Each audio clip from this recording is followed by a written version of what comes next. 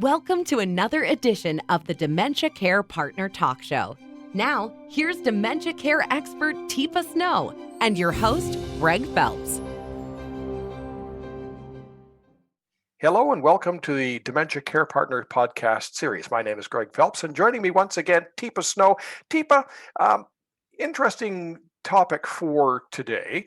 How to have difficult conversations when making life-altering decisions. And this is related to persons living with dementia. Things like stop driving, maybe even selling the car or moving into long-term care. There's a whole bunch of different subjects, but how do we initiate that? So typically by the time you're asking about the conversation, this has reached a fever pitch or a challenge where you're feeling unsafe. So one of the things I will say is, could we get to it before it becomes dangerous? Can we get to it before it's even risky? Can we get to it when it's just starting to be annoying? Or could we get to it before it becomes a challenging conversation? So, hey, Greg, so I'm curious, if you ever got to a place where driving was a problem, let's say due to vision, where you were losing your vision, how would you get around from where you live right now? Well, I have the luxury of living very close to a transit hub, so I don't think it would be too much of a problem. But I'm so proud of my car, though. That's one thing I would probably so that would be reluctant to give up. Yeah, so that would be hard, not because you're not even it's not so much the driving, it's that car represents something to you. Well, that's freedom, baby.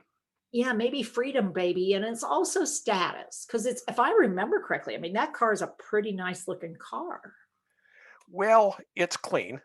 It's clean. Well, what color is it? It's bright white, isn't it? Ooh, yeah. And how many years have you had it? Let's see, 5. 5. And that was an investment when you did it, hey? Well, it's an investment. If you take care of it, it'll take care of itself. Oh, see.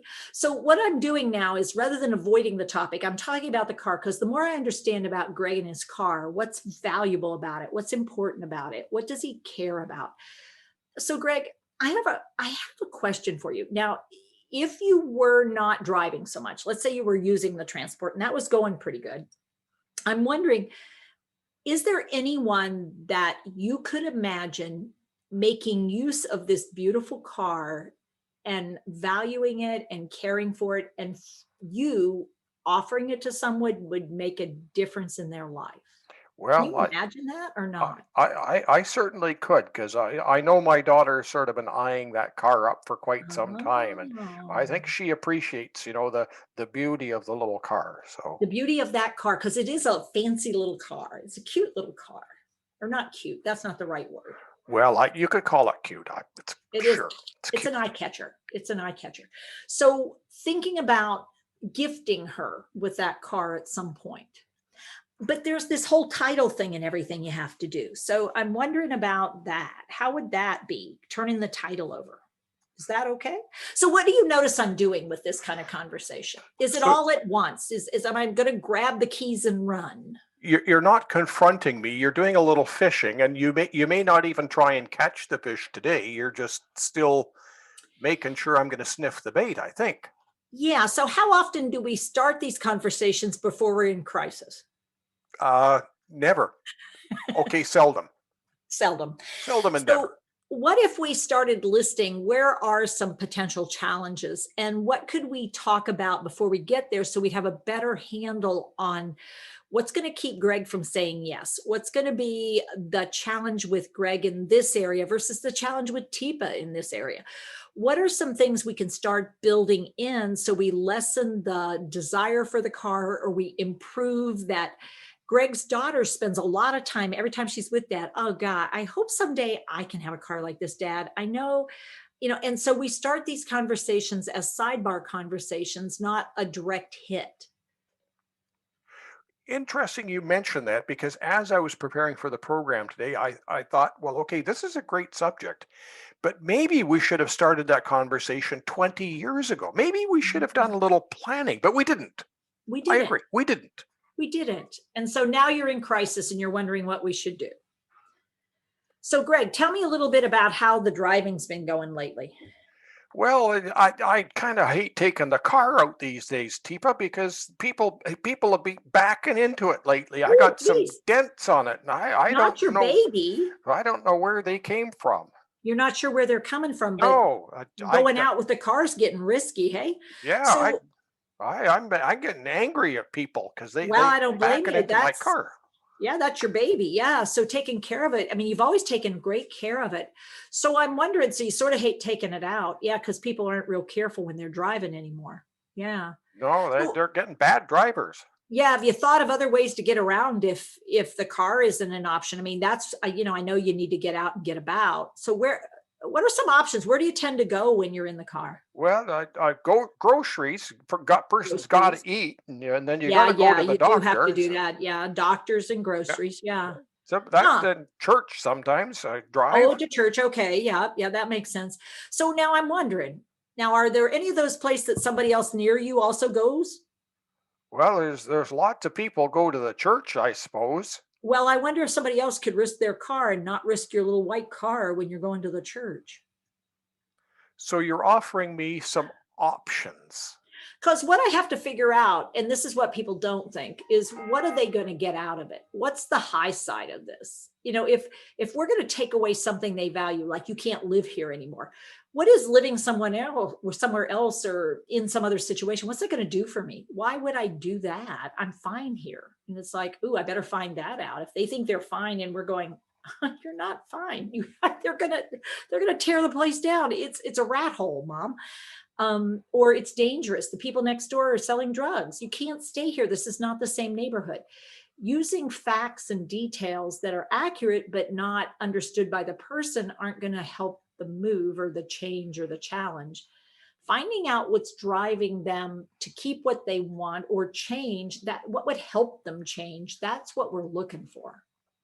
And the interesting part is that just when you think you know how a scenario is going to go, it just goes sideways. You steel yourself for that difficult conversation with dad, Yeah. and all of a sudden dad says, "Oh, I'm not going to drive anymore." Oh, Oh. oh, oh, Oh, so you've okay. decided not to drive. Huh. Well, now I know you still like to go to church. So tell me about how you're going to get to that one. Have you got that plan in place? Well, I got those taxi vouchers you bought me last year. I could start using Oh. some of those. Oh, great idea. That's a great idea. So now those taxi vouchers, now are they still up on the wall or did you do something else with them? Oh, I think they're in the basket by the phone there. Isn't that where we put them last time? Oh no, let's look and see. Because here's the trick with dementia. Even though you think, yeah, he's given up the car, he's given up the car for right this moment. But when the moment comes to go to the church or the store or whatever it is, if the keys are there, if he's not thinking, guess what the old brain will go to? Yes, we do fall back, don't we? Yeah. So I really want to move this forward a little bit, but I want to make sure the things are truly in place and it's not a chit chat. It's really, so are those vouchers? So you know what? I'd love to go with you the first time, see what this is like. Because I actually got those vouchers for you and I haven't ever tried them. Well, you're coming to church?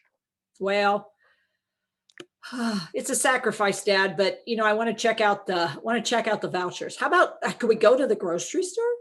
Yeah, we got to get some ice cream. I'm out of that chocolate Ooh, ice cream. all What do they right. call I'd that? love to go on that one. Rocky Roads or something like that is. I'll get the kids scoop just like always. Uh-huh. So we can prepare for these things. We can sort of rehearse them in our minds, but don't be surprised when they go totally off in a different direction or not exactly as expected.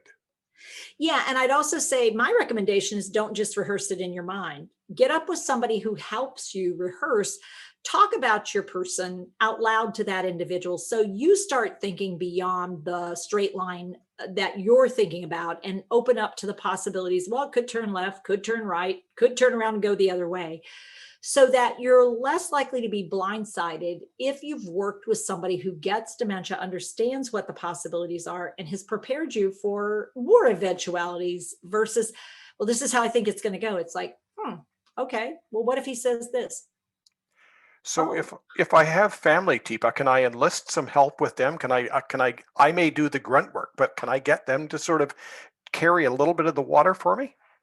it's possible. If you feel like you and your family are a great team, I will tell you that 4 out of 5 families, when it comes to these really challenging conversations, they step on each other's toes and not infrequently throw each other under the bus when it Ah, comes push to shove. So sometimes finding a third party that isn't a relative could make it a little easier because there's not old stuff hidden away and it's not so likely to result in a uh-oh kind of moment.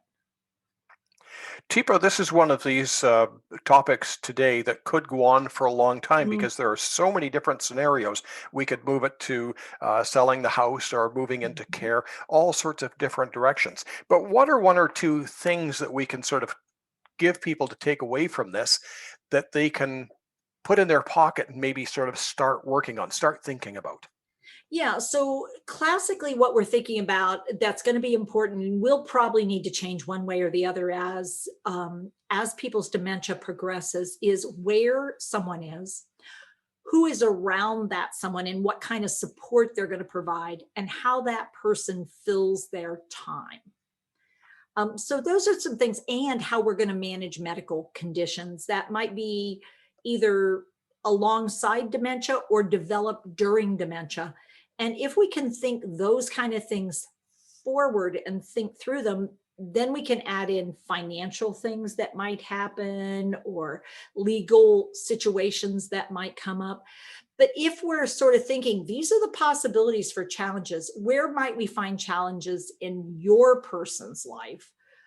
And so, how might I start to want to find out preferences, possibilities, options before we need them? So we are already pulling together in our mind who, where, when, what, a little bit before the need arises without being overwhelmed by it. So, thinking ahead, doing a little bit of planning, but not getting so focused that it wears you out.